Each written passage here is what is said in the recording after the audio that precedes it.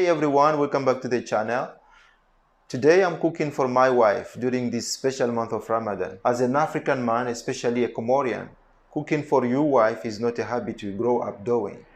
But when you live abroad, you have to change certain things and adapt because you cannot wait for your wife to come back home exhausted and expect her to do everything for you. You have to learn how to cook because how are you going to survive if you don't know how to cook?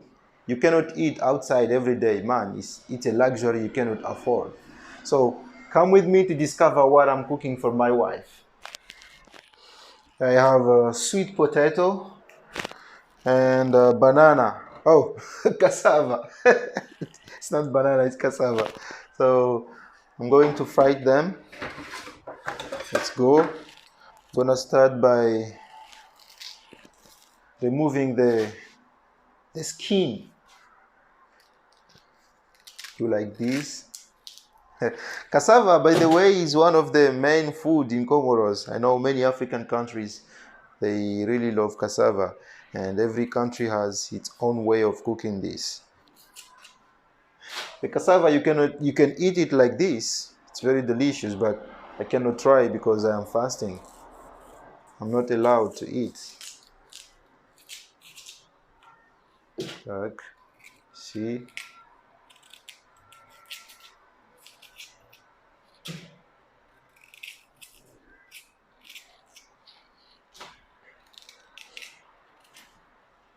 Here it is. When I was back home in Comoros, I never imagined this would come. Me in the kitchen? Cooking? Impossible. But here I am because, my brothers, when you live abroad, reality hits you hard. Today, I'm cooking for my wife during Ramadan, and I want to take you on this journey of transformation. From a man who didn't even know how to boil an egg to a husband who can prepare iftar. But first, let me pick up my runaway tomato. Even the food is not used to me cooking. Aye, these onions are attacking me, but let me tell you something. Even if I cry now, these are not the same tears I cried when I first moved to France and realized I could not cook. In Comoros, I was the firstborn son. That means I never cooked. Why? Just because I had sisters. Every sister had her own turn in the kitchen, and my only job was to sit down and eat. Life was beautiful. Then I moved to France, and suddenly, no sister, no food, no skills. It was a disaster.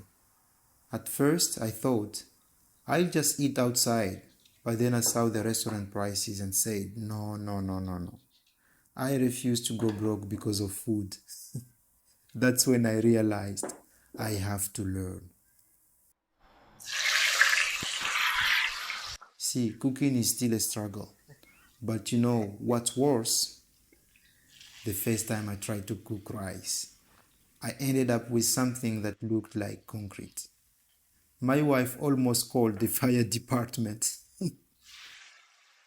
I remember my wife was laughing and said, "Are we eating or building a house?" I have to reduce the fire. From that day, I knew I had to take this seriously.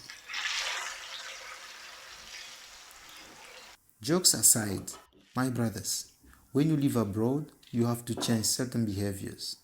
Back home, maybe your mom, your sister, or aunties cooked for you. But here, it's just you and your wife. If you don't step up, she will be exhausted. And let me tell you, a tired wife is not a happy wife. And you don't want to have an unhappy wife during Ramadan because she might accidentally forget to wake you up for suhoor. Suhoor is when we wake up at 3 a.m. to charge our batteries and eat in order to be strong in the morning as we'll be fasting.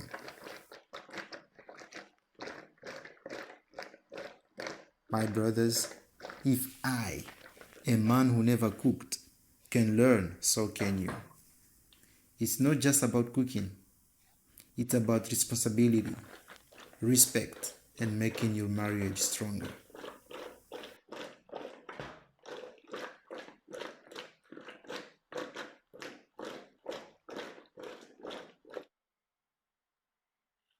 You know, sometimes I think back to those days in Comoros.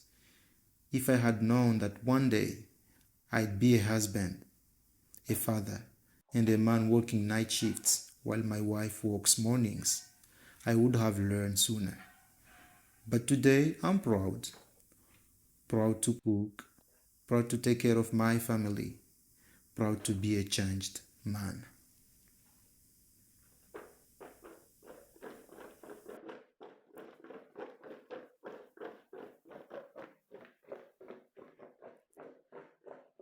Ramadan is about more than just fasting. It's about self-improvement, about giving, about showing love. So, to my brothers watching this, start helping in the kitchen. Start cooking, not just to help your wife, but to help yourself. Trust me, your future self will thank you. And if you don't learn now, believe me, one day you'll be standing in the kitchen at 3 a.m., staring at an empty fridge, and regret all your life choices.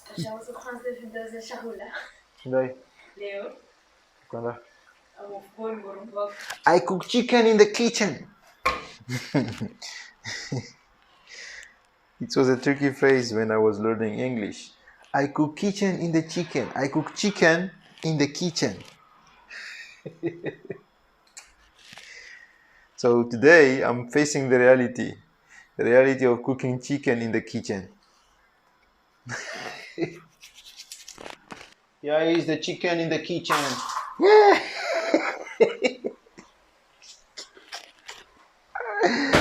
What I did. Hey, look at our banana. Look at our sweet potato. Delicious. And here is the cassava.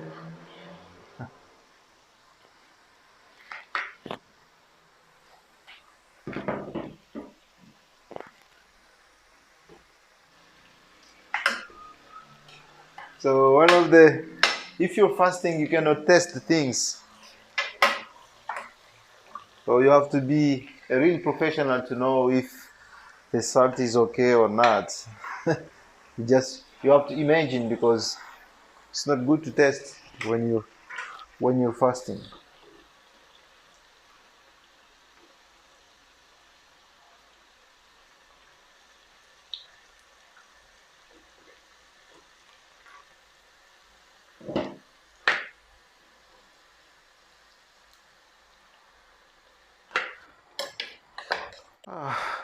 I'm done, and at the same time I'm tired.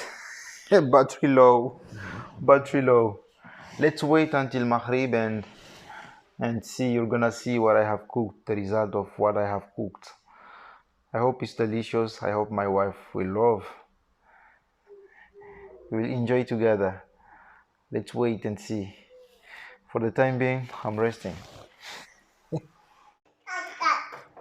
And now it's time to eat. Look at this. Ooh, my chicken sauce cooked in the kitchen. My wife will be very proud of me. I hope she will like. Let's wait for my wife to taste and tell me if it's delicious or if I should run. Is it delicious? Yes. Oh, see, she said yes. Success. Let's enjoy. Yum yum. Oh, there is a little guy. There is a little guy there.